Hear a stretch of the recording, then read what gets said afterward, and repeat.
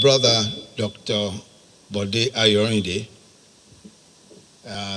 who, as we all know, is a doctor of law and a former lecturer at the University of Ife. He's also, as we've heard, a fellow of the Chartered Institute of Bankers, the founder and Pro-Chancellor of Achievers University Owo, and chairman of the House Technical Committee on Recession. I think the Honorable, the Honorable Bode Ayorinde deserves our commendation.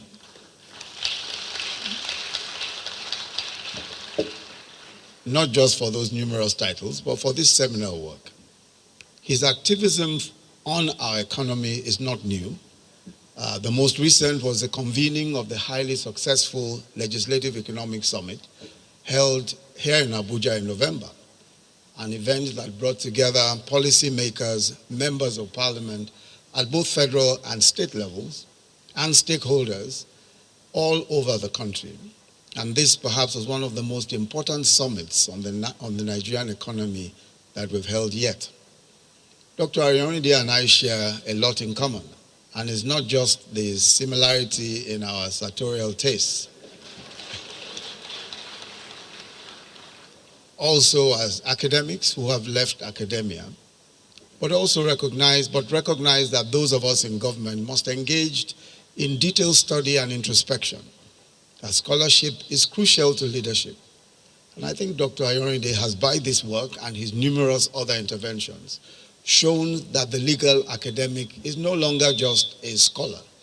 He is a transdisciplinary actor, a man of affairs who must be able to make sense of the complexities of economics, of political economy, of law, and of issues of social justice in order to make governance relevant to the very large number of people who may not understand those things.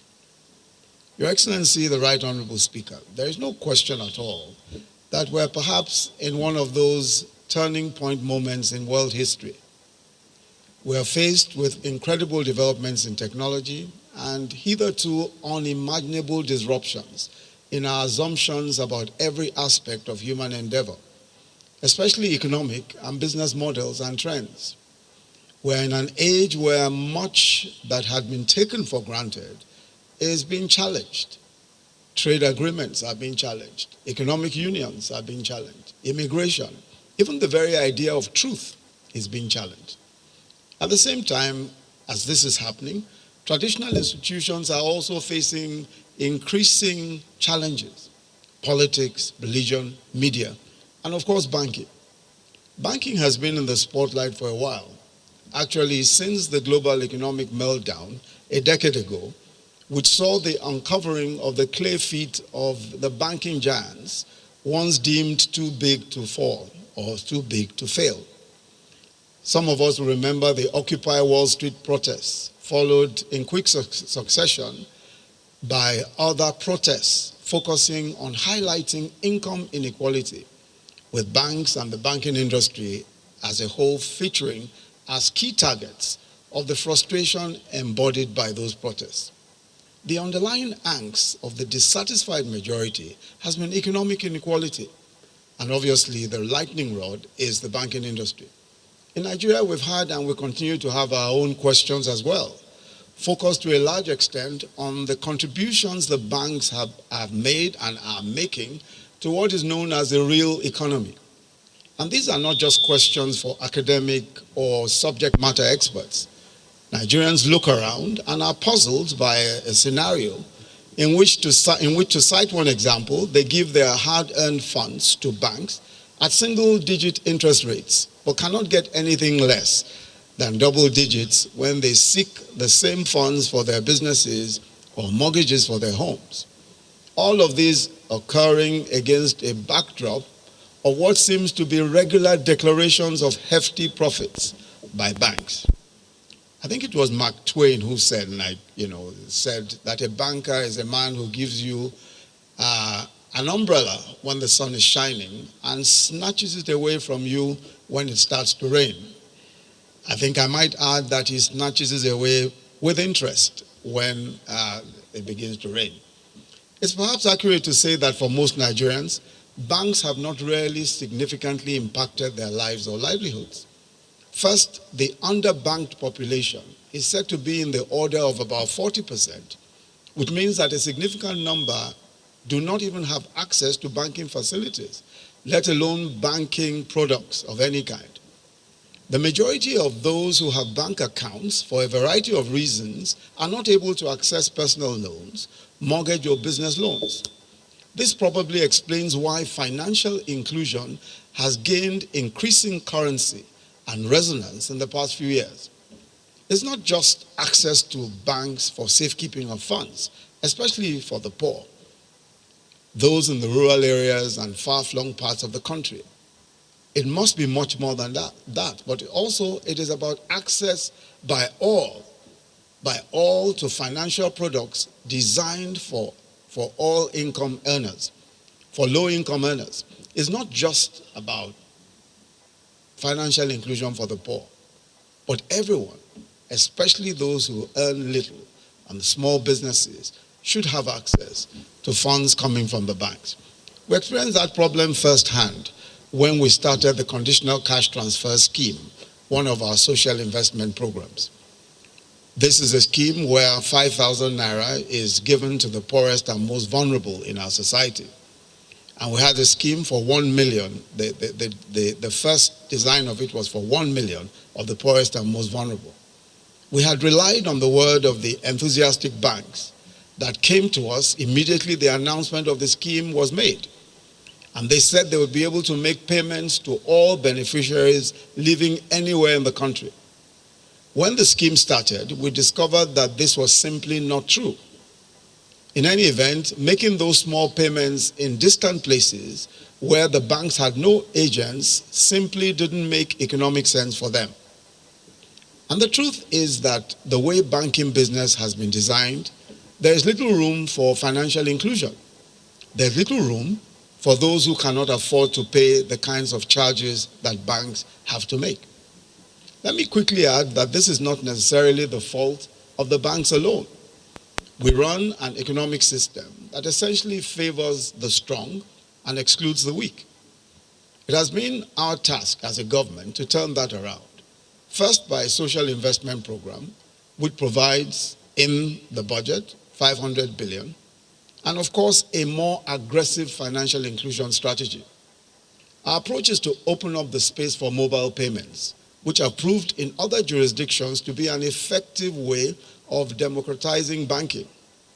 The central bank, in a publication as far back as 2012 on financial inclusion, noted, and I quote, that with over 80 million Nigerians known to carry mobile phones, compared with the between 25 to 40 million banked Nigerians, patronage of this medium of payment has the potential to grow at a geometric progression with a potential transaction value of 6.5 billion daily and 1.17 trillion in 6 months. That was almost 6 years ago.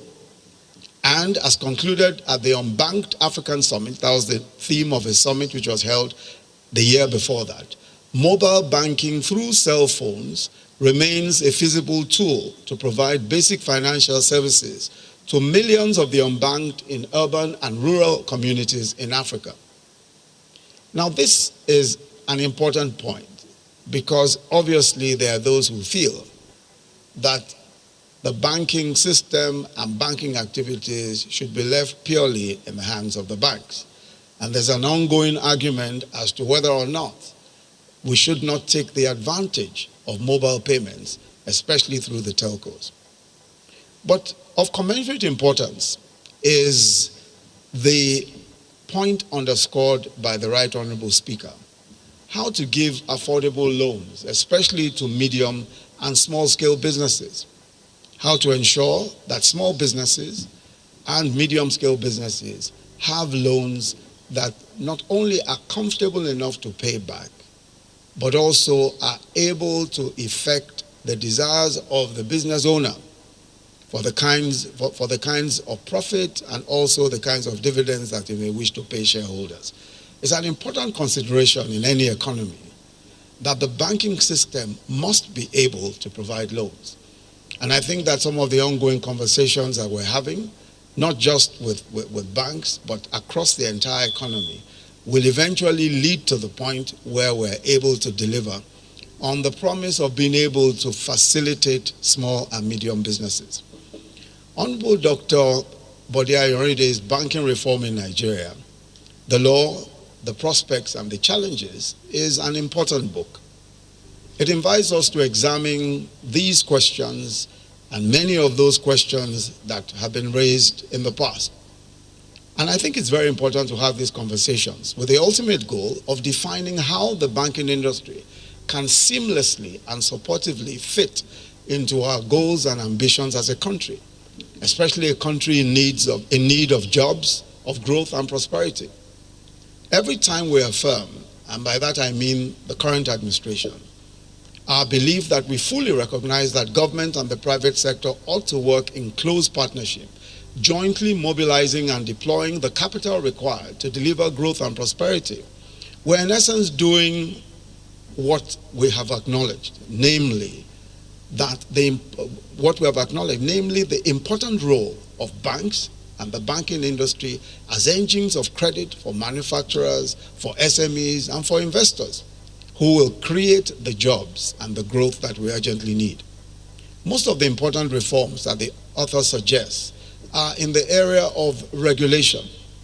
And regulation, of course, is a touchy ideological issue anywhere in the world. He argues that the CBN should be more responsible to the National Assembly. He also felt that there was too much, that the CBN operated too much like an octopus, governing not just regulation of banks, but also the whole area of fiscal policy. I'm not going to contend with any of the issues as he has raised them. Today is not a day for too much argument. But I must say that regulation is, of course, at the heart of our whole financial and hence our economic system. One thing that we've learned from the last decade is that more often than not, it is these ordinary citizens who pay for the misadventures of the financial services sector and the failures of government regulation. Not only do they lose their homes and monies, sometimes even their life savings, they also shoulder the cost of the bailouts of the banks. This is why it is my view that independent governance of the CBN and closer and more regular forensic scrutiny of banks is fundamental. And I wish to repeat that it is important that the CBN is independently governed and that we have more frequent, more regular scrutiny of our banks. And the scrutiny should be forensic. It should be a scrutiny that's independent, even independent sometimes, of the regulatory authorities. It's not more rules and regulations. It is greater enforcement. It is holding our bankers to account.